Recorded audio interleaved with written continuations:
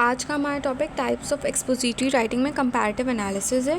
Comparative analysis में basically हम लोग किसी दो या दो से ज़्यादा टॉपिक्स को साइड बाय साइड रख के कंपेयर करते हैं। इसमें हम लोग सिमिलैरिटीज़ और डिफरेंसेस को सिस्टमैटिकली आइडेंटिफाई भी करते हैं। जिन पॉइंट्स पर हमें फोकस करना है कि जो हमारे एलिमेंट्स हों कॉन्सेप्चुअल हों, टेक्सचुअल हों, हिस्टोरिकल हों या थीमेटिक एलिमेंट्स पे बेस कर सकते हैं। जो हमारा मेन पर्पस है कंपैरेटिव एनालिसिस का कि हम अपनी आर्ग्यूमेंट को मज़ीद सपोर्ट कर सकें और उसको मज़ीद अच्छे से समझा सकें, इसीलिए हम उसको डिफरेंट टॉपिक से कंट्रास्ट करते हैं और उसके कॉमन पॉइंट्स मेंशन करते हैं। नाउ बेसिक्स फॉर कंपैरिजन, आप वो क्राइटेरिया प्रोवाइड करें जिसमें आपके आइटम्स कंपेयर्ड हों और ये कि शुरू में ही मालूम हो जाए कि आप लोग उसको कंपेयर करने वाले हैं। और इससे क्या होता है कि आपका जो टॉपिक है वो फोकस हो जाता है, एक फिक्सेटेड पॉइंट में आपको पता चल जाता है पढ़ने वाले को कि अच्छा इस बारे में बात हो रही है। Now sources material, you can take your material from documents, text, data और रिसोर्सेज यूज इन कंपैरिजन। यानी कि एग्जांपल्स में ले लें, आपने अपनी टेक्स्ट बुक्स यूज़ कर ली, आर्टिकल्स यूज़ कर लिए, लाइब्रेरी में बुक्स मौजूद हैं वो यूज़ कर ली, किसी ने रिपोर्ट ली है वो कर लें, या दूसरे एविडेंस जो आपके दिमाग में आ रहे हैं, जो रिसोर्सेज हैं वो यू कैन यूटिलाइज देम। इससे आप अपने एनालिसिस को सपोर्ट कर सकते हैं by providing examples. Structure of comparative essay. Now we have three type of structure that we can follow while writing comparative essay. Number one is block structure. Block structure में basically हम लोग जो दो या दो से ज़्यादा अपने subjects को compare कर रहे होते हैं, उसमें हम बेसिकली अपने पहले सब्जेक्ट को पूरी मुकम्मल उसकी बात करेंगे, then we will move on to the second paragraph और सेकंड सेक्शन, और वहाँ पे हम अपने सेकंड सब्जेक्ट के बारे में पूरी बात करेंगे। ठीक है। In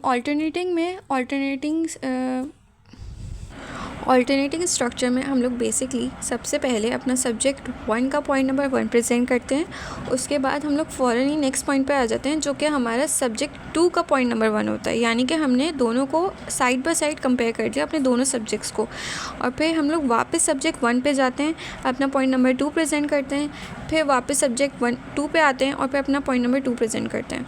basically subject 1 point number 1, subject 2 point number 1, subject 1 point number 2, subject 2 point number 2, like this. जबकि वोवेन स्ट्रक्चर में हम अपने दोनों सब्जेक्ट्स की बात एक ही सेक्शन या पैराग्राफ में मेंशन कर देते हैं।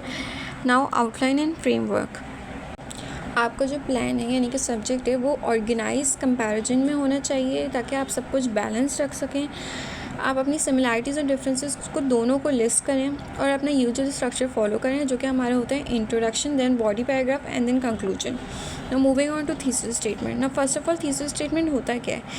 थीसिस स्टेटमेंट बेसिकली एसे की आखिरी लाइन को कहते हैं जो आपकी पर्पस बताएगा कि आपने कंपैरिजन क्यों किया है, और आपके जो ओपनिंग पैराग्राफ, जो नेक्स्ट पैराग्राफ आने वाला है बॉडी पैराग्राफ, उसके बारे में थोड़ा सा बता देगा कि किस बारे में होने वाला है ये, और रीडर को इन्फॉर्म करता है कि हम कौन सी सिमिलैरिटीज़ और डिफरेंसेस को एग्जामाइन करेंगे।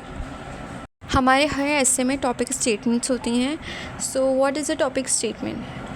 इंट्रोडक्शन के बाद हमारे पास बॉडी पैराग्राफ्स होते हैं। बॉडी पैराग्राफ्स यानी कि हर पैराग्राफ की फर्स्ट लाइन को हम टॉपिक स्टेटमेंट कहते हैं, जो कि एक मेन आइडिया पे फोकस करती है और रीडर को बताती है कि जो हमारा ये पैराग्राफ है ये किस बारे में होने वाला है।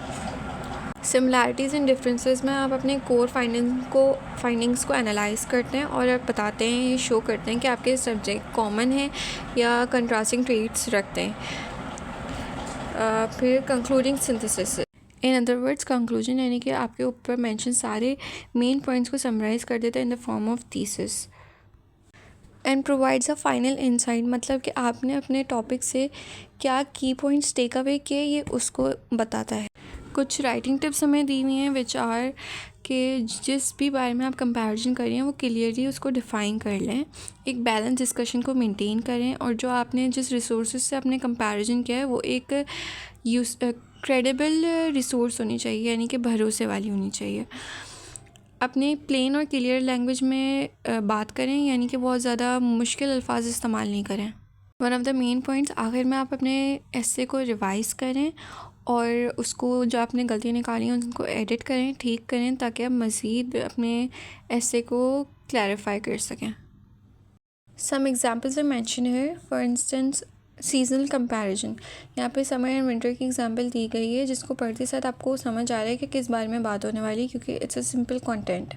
सिमिलैरिटीज़ ये हैं कि ये एक सीज़न है, दोनों डिफरेंसेस ये हैं कि हम लोग कंसिडर कर लेते हैं जैसे कि समर के सीज़न में आउटडोर गेम्स कॉमन होते हैं, जबकि विंटर के सीज़न में इंडोर गेम्स कॉमन होते हैं. This is a difference we can highlight. Major city comparison. Sao Paulo और न्यूयॉर्क का हमने कंपैरिजन यहाँ पे किया है. सिमिलैरिटीज़ में आ जाते हैं कि immigration, tourism, high cost of living. जबकि डिफरेंसेस में आ जाता है कि ये दोनों एक दूसरे से कैसे डिफरेंट है. इनका सीज़न अलग है, क्लाइमेट अलग है, लैंग्वेज और कल्चर, और यानी कि यहाँ तक कि इकनॉमी भी डिफरेंट है. Evaluation of cost of living. यह हमें बताता है कि कैसे सिर्फ इकनॉमी की वजह से कॉस्ट ऑफ लिविंग दोनों कंट्रीज़ की अलग अलग हैं, और कैसे इंसानों पे एक इकनॉमी की वजह से और कॉस्ट ऑफ लिविंग की वजह से उनकी ज़िंदगी पे कितना असर होता है. That's it for today. Hope so आप लोगों को टॉपिक समझ आया होगा. You can comment down if you want me to explain a topic of your choice, and make sure to subscribe for further lectures. Thank you.